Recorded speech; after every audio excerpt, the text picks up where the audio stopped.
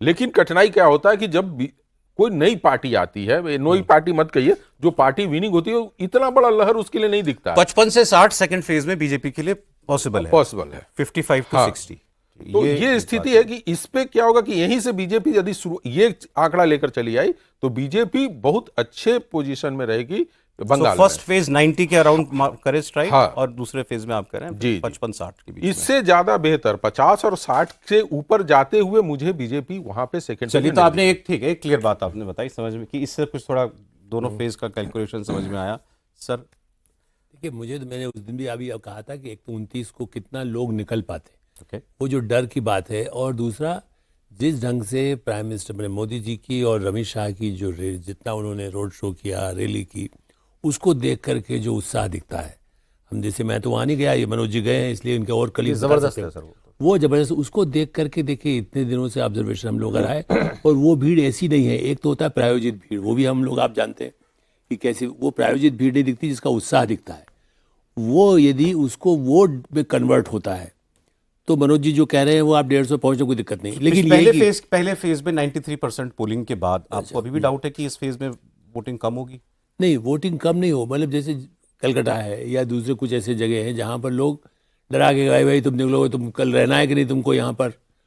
जो वैसे तो इन्होंने बार बार अमित शाह जी ने कितनी बार कह दिया कि भाई देखो मैं आके इनको सबको ठीक कर दूंगा, उल्टा लटका देंगे, वो है आश्वासन तो दिए गए। उन्होंने ये भी कहा कि पुलिस फोर्स भी एक्स्ट्रा बुलाया गया है। नहीं, ये भी कहा कि 7 दिन बाद पोलिंग के तक सीआरपीएफ यहीं रहेगी। हाँ, ये भी कहा है आज। उससे मुझे लगता है कि जब वो दे पाएंगे तो निश्चित रूप से इन जो सेंसिटिव एरिया, और दूसरा महिलाओं का जो वोट मिलेगा, जिस ढंग से भावनात्मक रूप से जोड़ा है मोदी जी ने, मेरा ख्याल है इतनी ताकत उन्होंने कभी भी अपने राज्य और कहीं नहीं लगाई। मतलब हम भी उतने सालों से उनको भी फॉलो कर रहे हैं, इलेक्शंस का देखा है, लोकसभा इलेक्शंस में भी उन्होंने वो नहीं किया। हाँ, ये ठीक है कि जो ममता बनर्जी का बिल्कुल ही ऐसा कमिटेड वो है, या जिन्होंने फिर भी अभी भी बोगस नाम रखे हों, आप देखिए ऐसा कहना कि सब कुछ इलेक्शन कमीशन ने ठीक कर दिया होगा, कितना ही करे वो एक होता है। लेकिन हाँ, दूसरा परसेप्शन जरूर मैं कहूँ आपको, दिल्ली में जैसे अभी आपने कहा ना कहीं जाए, परसों जैसे एक दिन में थे डॉक्टर्स जिनका कोई मतलब नहीं है, दो बहुत सीनियर डॉक्टर इंडिया के और बुजुर्ग हैं, उनका ये कहना करे सर ऐसा कुछ जो निर्णय किया इलेक्शन कमीशन ने कुछ किया इसलिए लोग नाराज होकर वोट नहीं डालेंगे। अब उनको ये परसेप्शन बना दीजिए आप कि साहब जैसे कि इलेक्शन कमीशन ने नाम काट दिए हैं, सब कुछ गलत हो गया है, कुछ उसका नुकसान हो सकता है। They are not anti Modi, मतलब वो हर चीज़ से अप्रिशिएट करते हैं, लेकिन उनको क्या लगता है कि इलेक्शन कमीशन कुछ गड़बड़ कर दिया, जबकि इलेक्शन कमीशन ने सही काम ये किया है कि काफ़ी हद तक ऐसे नाम काटे हैं जो गड़बड़ हों, चाहे वो हिंदू हों। ये बार बार जो यही में ये जो प्रचार किया गया ना कि साहब मुसलमान नाम काट रहे हैं, बांग्लादेशी का नाम तो कटेगा ना भाई, वो तो उसके लिए तो गए। दूसरा एक बात मैं अभी फिर से कहूँगा, जो लोग शायद हमारे कई प्रदीप जी भी नहीं माने, मुस्लिम आज भी जो अमित शाह जी ने क्या कहा, हम यहाँ वो कानून लाएंगे 4 शादियाँ नहीं कर सकेंगे।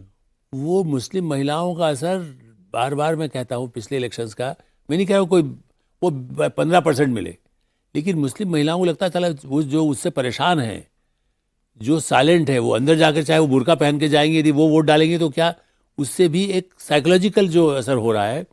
मेरा मानना है कि मुस्लिम को भी ये मान के चलिए कि सारा मुस्लिम तो इतना वोट उधर डालने वाला है। देखिए ऐसा भी नहीं है ना कि बंगाल की महिलाएं वो ममता से कम्युनिस्टों से, एक दिन पहले पिछले हफ्ते मैंने आपके प्रोग्राम में कहा था, ममता और कम्युनिस्टों के समय में भी मुस्लिम महिलाओं पर बड़ी ही जातियाँ हुई हैं जी, उनके साथ जो भी उनके लिए जो अच्छा काम होना था नहीं हुआ, जितने योजनाएं कही गई।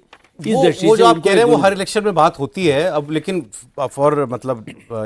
फॉर ऑल प्रैक्टिकल पर्पसेस उसको ना मान के चला जाता है कि भाई हाँ, कितना मुस्लिम महिला वोट करेंगी। लेकिन जब हिंदू तो पूरा दे रहा है ना, हाँ, हिंदू महिलाएं यदि पूरे भावनात्मक रूप से, चाहे आप माँ दुर्गा के लिए कहिए, जितना जाके मंदिर गए हैं, गंगा, हाँ वो सब कुछ किया वो तो ना, लेकिन जो आपने अभी भी कहा कि अभी भी अगर लोग डर के मारे वोट ना डालने जाएं, इतना कहने के बावजूद, इलेक्शन कमीशन की इतनी सख्ती के बावजूद, प्राइम मिनिस्टर, होम मिनिस्टर के बार बार एक ही चीज पे एम्फेसाइज करने के बावजूद कि भाई डरिए मत, तो फिर तो कुछ कहा नहीं जा सकता। ये बात हो रही थी अभी ब्रेक से पहले, हम लोग प्रोग्राम में आ रहे थे, कुछ जगह अभी भी ये बात चलती है कि भाई लोग हैं पूछने वाले जो पूछ लेते हैं कि कहाँ जा रहे हो, किसको वोट दोगे इस बार, तो आदमी थोड़ा संकोच में आ जाता है।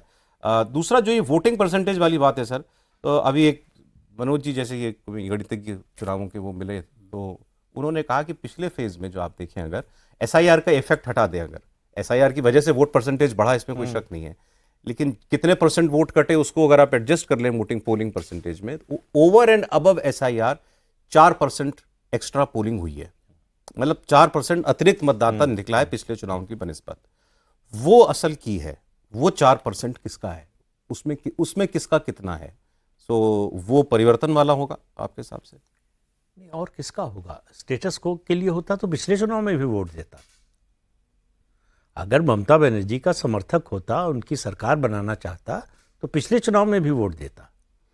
इस बार निकला है जो ज़्यादा, जो पिछली बार नहीं वोट दिया था, तो वो ममता बनर्जी के लिए मुझे नहीं लगता कि निकला है।